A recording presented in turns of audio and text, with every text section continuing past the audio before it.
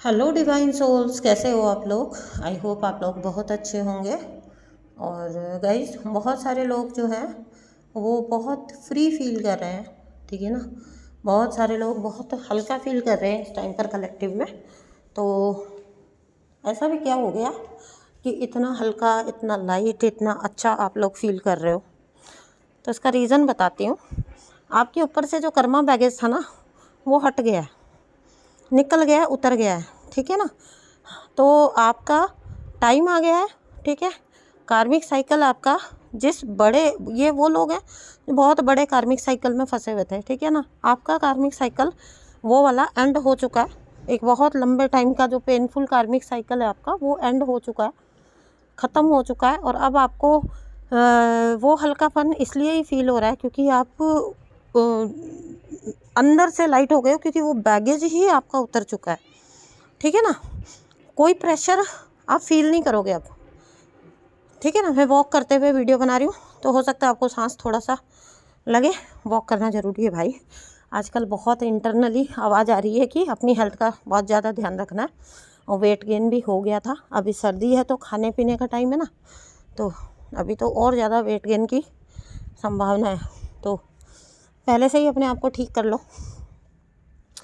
तो आजकल फ़िटनेस पे थोड़ा ज़्यादा ध्यान है। आप लोग को भी यही कहूँगी, अपना ध्यान रखो गाइस, क्योंकि बहुत आगे अच्छे टाइम्स हैं, ठीक है ना। और ये ऐसे ही नहीं बोल रही हूँ आपको, सच में बहुत फ्रूटफुल टाइम आ रहे हैं आपके लिए।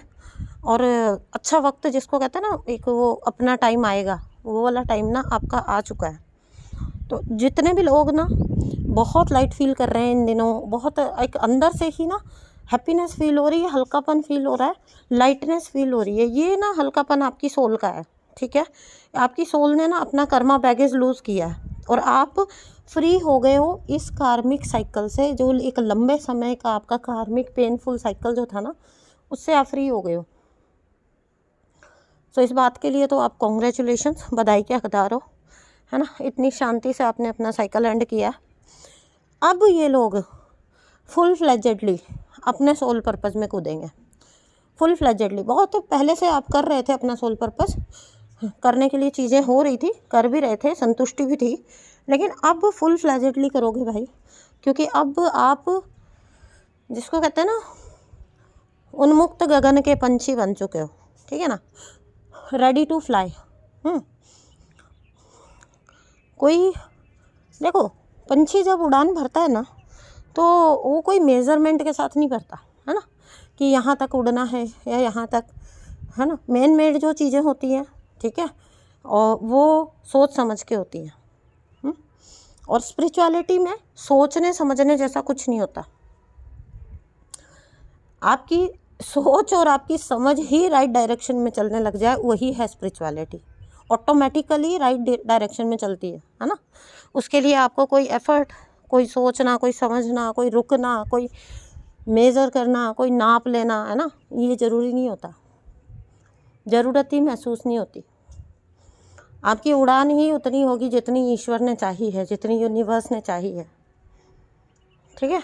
तो बहुत सारे लोगों के लिए मेरे को ये आ रहा है कि मुझे मिल रहा है कि बहुत सारे लोग अपनी उस बैगेज को फ्री कर चुके हैं, और अब आप ना उस जोन में ही नहीं हो जहाँ पर आप किसी तरह का कॉम्प्रोमाइज़ करने की सिचुएशन में होंगे। तो आपको ये कहना भी बेकार है कि अब आप कोई कॉम्प्रोमाइज़ मत करना, क्योंकि आप ना इंटरनली आपको, आपकी अंदर की आवाज़ आपको कॉम्प्रोमाइज़ करने ही नहीं दे रही है, करने ही नहीं देगी आपको कॉम्प्रोमाइज़, ठीक है ना।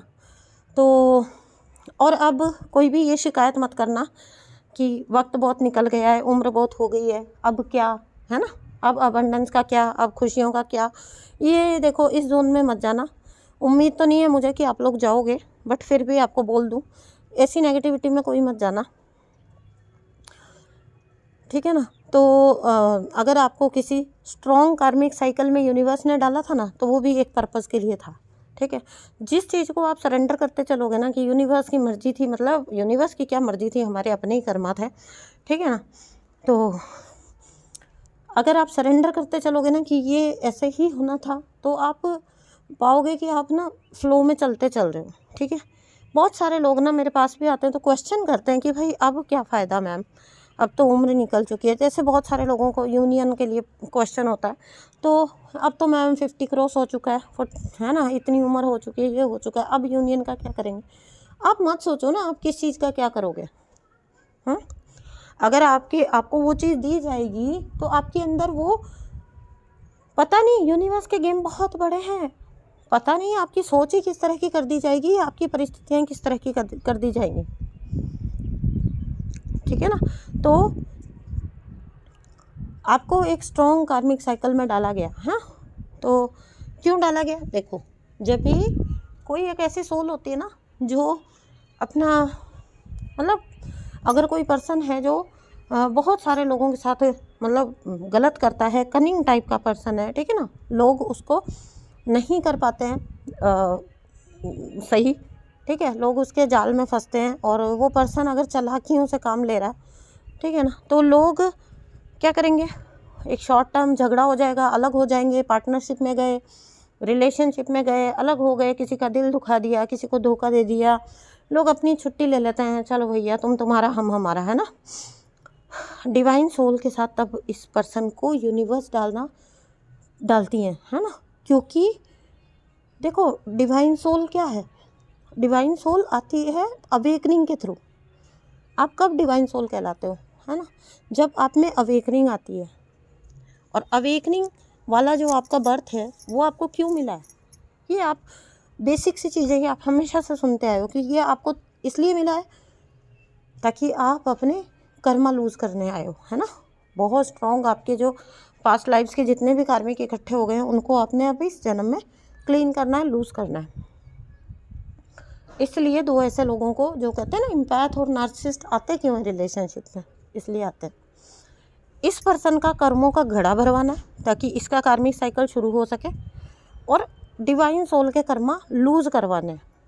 यूनिवर्स की प्लानिंग बहुत बड़ी होती है, बहुत बड़ी। और कभी भी चीज़ें ना हमारे जीवन में यूं ही नहीं होती कि बस ये हो गया मुझसे, ये क्यों हो गया, ये कैसे, नहीं, एवरीथिंग इज़ प्री प्लान्ड। आप किसके साथ रिलेशनशिप में जा रहे हो, है ना, आप किस पर यकीन कर रहे हो, किसको बार बार मौका दे रहे हो, सब कुछ डिवाइन प्लान के अकॉर्डिंग हो रहा है। ठीक है, तो एक डिवाइन सोल को यह कह दो कि एक एम्पैथ को नार्सिसिस्ट के साथ ना यूनिवर्स डाल देते हैं, क्योंकि इस एम्पैथ को तो बर्थ ही मिला इसके कर्मा लूज करने के लिए, अपनी सोल को मुक्त कराने के लिए, है ना, अपनी सोल को फ्री करने के लिए। तो इसका जितना स्ट्रॉन्ग इसको चैलेंज है, जितना स्ट्रॉन्ग इसका कार्मिक साइकिल एक नार्सिसिस्ट के साथ हो सकता है, एक कार्मिक के साथ हो सकता है, उतना स्ट्रॉन्ग किसी और के साथ नहीं हो सकता। तो इसलिए इतने स्ट्रॉन्ग कार्मिक साइकिल में इस पर्सन को डाल दिया जाता है, एम्पैथ को, और डाला जाता है नार्सिसिस्ट के साथ, क्योंकि वो, और एक बात और याद रखना, बहुत स्ट्रॉन्ग कार्मिक साइकिल आपका जिस पर्सन के साथ है ना, बहुत स्ट्रॉन्ग जिसके साथ है ना, छुड़ाए से नहीं छूट रहा, याद रखना ये पर्सन अपना कर्मा बैगेज फुल कर रहा है, और ये पर्सन का नेक्स्ट जो अब है अवेकनिंग का टाइम है। लिख के रख लो, ये 100% है कि इस पर्सन को अवेकनिंग आनी है, अब ये जाएगा अब कार्मिक साइकिल में। तो इसलिए इस डिवाइन सोल को डाल दिया इस कार्मिक के साथ, तो ये इधर करेगा अपना कर्मा लूज, है ना, और इधर वो बनाएगा अपने नए कर्मा, और उसको क्योंकि एक अवेकन सोल को सता रहा है। ये जो एम्पैथ है, ये जो डिवाइन सोल है, इसके अंदर स्पिरिचुअलिटी घुस गई, ठीक है, स्पिरिचुअलिटी में आ गया ये पर्सन, ये हर वक्त राम राम करके अपना वक्त काटेगा उस नार्सिसिस्ट के साथ, राम राम करके, इनोसेंट सोल होगा, बार बार उसको मौका देगा, बार बार, तो डिवाइन देख रही है उनको। और ऐसी सोल को जब एक नार्सिसिस्ट दुख दे रहा है, तकलीफ दे रहा है, कार्मिक सता रहा है, परेशान कर रहा है, तो सोचो उसका कर्मा किस लेवल का बढ़ रहा है। जो हर वक्त ईश्वर की वंदना में लिप्त है इंसान, जो हर वक्त हर चीज़ को सह रहा है, तुम्हारी, तुम पर फिर भी प्यार कर रहा है, तुम पर फिर भी विश्वास कर रहा है, उसको अगर तुम सता रहे हो, तो सोच के देखो ऐसी इनोसेंट सोल को सताने के लिए आपका क्या लेवल का कर्मा बनेगा। ऑब्वियसली जिस पर्सन के दिल में, आत्मा में हर वक्त ईश्वर का नाम रहेगा, वो ईश्वर की फेवरेट सोल है, फेवरेट बच्चा है वो ईश्वर का, और आपने ईश्वर के ही फेवरेट बच्चे को सता दिया, इसलिए इनका पाप का घड़ा भरेगा। और एक वक्त ऐसा आता है, ठीक है ना, क्योंकि देखो इम्पैथ का अगर ये सच्चाई है कि कर्मा लूज करना है तो फर्स्ट हाफ में वो कर्मा लूज करते हैं, सेकंड हाफ में वो अपना सोल पर्पस करते हैं, है ना। तो अगर आपका कर्मा लूज होना है तो वो भी एक फेज चलेगा, और जब आपका कर्मा लूज हो चुका तो उसके बाद आप चाहकर भी उस रिलेशनशिप में नहीं रह पाओगे, चाहकर भी आप उस पर्सन के साथ नहीं रह पाओगे, क्योंकि अब ऐसे थोड़ी ना है, डिवाइन की इतनी बड़ी प्लानिंग है, आपको अगले बच्चे आपके नेक्स्ट हाफ में सोल पर्पस करवाना है आपको, है ना। अच्छी चीज़ें भी तो देनी है, इसी जन्म में रिवॉर्ड्स भी देने हैं। आपने अच्छे से अपना टेस्टिंग पीरियड निकाल लिया, अपनी सोल का पर्पस कर लिया, अपना कर्मा लूज करके फुलफिल कर लिया।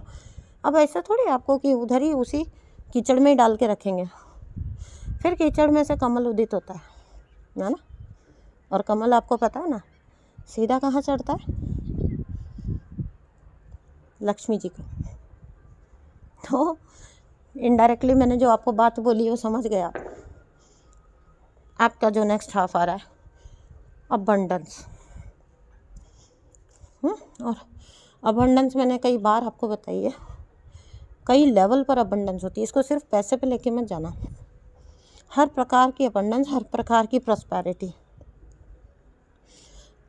अब आप चाहकर भी, ये जो मैंने लाइन बोली कि अब आप चाहकर भी इस पर्सन के साथ रिलेशनशिप को और चला नहीं पाओगे, वो क्यों बोली? अब भाई आपका रिवॉर्ड्स का टाइम आ गया है ना, तो ऐसा थोड़ी है कि आपसे चिपक कर आपका खून भी चूस लिया और अब आपके जब रिवॉर्ड्स मिले तो भाई ये भाई साहब अब आपके रिवॉर्ड्स भी इंजॉय करेंगे आपके साथ मिलकर, ठीक है ना। ऐसा नहीं होता। ये पर्सन जाता है कार्मिक साइकिल में और इम्पैथ सोल जो है वो जाती है अपने सोल पर्पस में। सब कुछ इंजॉय करते हुए भी, डिटैच रहते हुए भी, एक अच्छी ज़िंदगी जीकर आप अपनी सोल का पर्पस पूरा करते हो।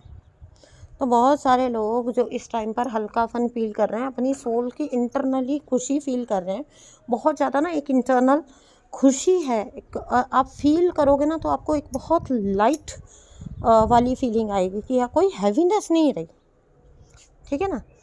और बीच बीच में क्योंकि आप इम्पैथ सोल हो, है ना, तो बीच बीच में आपको ये तो आएगा ही आएगा कि भाई परमात्मा क्यों हुआ ये मेरे साथ ऐसा या वैसा, क्योंकि आप किसी के साथ वैसा करने का सोच भी नहीं सकते हो, ठीक है ना। तो जब आप किसी के साथ वैसा करने का सोच नहीं सकते हो तो आपको ताज्जुब आएगा कि कोई ऐसा किसी के साथ कैसे कर सकता है। तो एक लास्ट गाइडेंस दे रही हूँ आपको कि इस किंतु परंतु से भी आप निकलो, ये सोचना आपका काम है ही नहीं। आप मत सोचो ये कौन किसके साथ कैसा ऐसा कैसे कर सकता है, कोई ऐसा कैसे हो सकता है, या आपने अपना कितना टाइम वेस्ट कर दिया, या आपने अपना बहुत लंबा समय लगा दिया। नहीं, वो आपके कार्मिक साइकिल थे, उनको ख़त्म होने बिना आपको चीज़ें कैसे होनी थी आपकी लाइफ में, ठीक है ना। तो आप इस चीज़ की संतुष्टि में रहो कि आपके लिए जो हो रहा है वो बेहतर हो रहा है ना। बाकी किसी पर्सन की कार्मिक साइकिल में घुसने की चेष्टा भी आपको नहीं करनी है। आपने नहीं प्रे करना कि किसके साथ क्या हो जाना है, क्या नहीं हो जाना, क्या होना चाहिए क्या नहीं होना चाहिए, because we are nobody to decide कि ये मुझे डिवाइन ऐसे चाहिए था और ये ऐसे होना चाहिए था, वो वैसे होना चाहिए था। उस काम में आपने इंटरफेयर नहीं करना। आप बस फ्री होके अपनी सोल को फ्री रखो और इन्जॉय करो अपना टाइम, और देखो अपकमिंग क्या है आपके लिए, ठीक है ना। और जो लोग थोड़े बहुत घबरा भी रहे हैं ना, बीच बीच में रह रह के घबराहट आती है क्योंकि बहुत लंबे समय तक आपने ट्रॉमा लिए हैं, है ना, झेलते रहे हो, तो तकदीर पे यकीन भी नहीं आता कि मेरे साथ भी कुछ अच्छा हो सकता है क्या। तो बिलीव मी, आपके साथ अच्छा हो सकता है। ये मैं समझ सकती हूँ फीलिंग की, घूम घूम के हमको वो फीलिंग आती है क्योंकि लंबे समय तक आपने ट्रॉमा सहा होता है, तो आपको वो फीलिंग आना बहुत नेचुरल है कि आपको यकीन ना आए अपनी तकदीर पे। लेकिन डिवाइन की गेम इतनी बड़ी है कि हम उससे जज नहीं कर सकते, और तकदीरें चुटकियों में बदलती हैं। वक्त बदलता है ना, तो उसको भी एक्सेप्ट करना सीखो। हम अच्छे वक्तों के हकदार हैं, अच्छी चीज़ें हमारे साथ भी हो सकती हैं, ये भी एक्सेप्ट करो। बहुत सारे लोग तो ना जब खुशी आ रही होती है ना उनकी तरफ, तो सरप्राइज होते हैं कि अब मेरे साथ, मैम मेरे साथ होगा। जब कभी किसी रीडिंग के थ्रू कुछ आ रहा होता है ना, बिलीव नहीं हो रहा मैम मेरे साथ ऐसा होगा, हाँ आपके साथ ऐसा होगा, क्यों बिलीव नहीं आ रहा? सह लिया ना, जब था वक्त निकाल लिए वक्त, क्यों रहना चाहते हो उसमें? तो कोई रेजिस्टेंस अपनी तरफ से ना क्रिएट मत करना।